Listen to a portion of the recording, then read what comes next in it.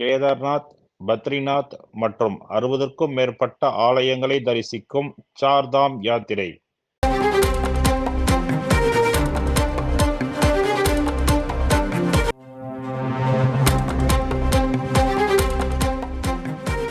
தமிழகத்தில் மீண்டும் மின் கட்டணம் அரசு உயர்த்தி இருப்பதாக சமூக வலைதளங்களில் பரவும் தகவலில் உண்மை இல்லை என தமிழக அரசின் உண்மை கண்டறியும் குழு விளக்கம் அளித்திருக்கிறது.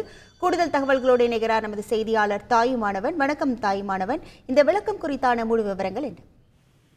நாடாளுமன்ற தேர்தல் நிறைவு பெற்றிருக்கக்கூடிய நிலையில தமிழகத்தில் மின்சார கட்டணம் என்பது அரசின் சார்பில் உயர்த்தப்பட்டிருப்பதாக சமூக வலைதளங்கள்ல வேகமாக தகவல் என்பது கடந்த சில தினங்களாக பரவி வந்தது. இது தொடர்பாக தற்போது தமிழக அரசுடைய உண்மை கண்டறியும் குழு விளக்கம் அளித்திருக்கிறது. இதில் தமிழகத்தில் மீண்டும் மின்சார கட்டணம் அரசு உயர்த்திருப்பதாக சமூக வலைதளங்களில் பரவக்கூடிய தகவல்ல எந்தவித உண்மையும் இல்லை எனவும், மீண்டும் மின் கட்டணம் உயர்த்தப்பட்டதாக பரவக்கூடிய தகவல் என்பது வதந்தி எனவும், கடந்த 2022ஆம் ஆண்டு ஜூலையில் உயர்த்தப்பட்ட மின் கட்டண உயர்வு குறித்தான டாரிஃபை தற்போது சமூக வலைதளங்கள்ல பகிரப்பட்டு வருவதாகவும், தற்போது வரை மின் கட்டணத்தை உயர்த்துவது குறித்து அரசு எந்த ஒரு நடவடிக்கையும் எடுக்கவில்லை என தமிழக அரசின் உண்மை கண்டறியும் குழு மூலம் விளக்கம் என்பது வழங்கப்பட்டிருக்கிறது. இது தொடர்பாக கடந்த சில தினங்களாகவே இந்த தகவல் என்பது வேகமாக பரவிய வண்ணம் இருந்த ஒரு சூழல்ல பல்வேறு அரசியல் கட்சி தலைவர்களும் இதற்கான கண்டனங்களை தெரிவித்திருந்தார்கள்.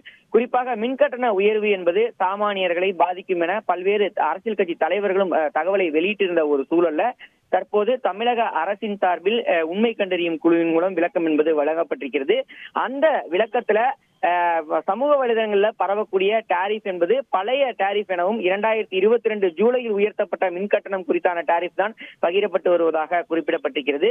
இதில் 100 யூனிட் வரை தற்போதைய கட்டணம் என்பது பூஜ்ஜியமாகவும் இலவசமாகவும், 200 யூனிட் வரை 225 ரூபாயாகவும், 300 யூனிட்டுகள் வரை 675 ரூபாயாகவும், 400 யூனிட்டுகள் வரை 1125ஆகவும், 500 யூனிட்டுகள் வரை 1725ஆகவும் மின் கட்டணம் என்பது உயர்த்தப்பட்டிருப்பதாக பகிரக்கூடிய அந்த டாரிஃப் என்பது கடந்த 2022ஆம் ஆண்டு ஜூலையில வெளியான செய்தி எனவும், தற்போது மின் கட்டண உயர்வு என்பது செய்யப்படவில்லை எனவும் விளக்கம் என்பது அளிக்கப்பட்டிருக்கிறது.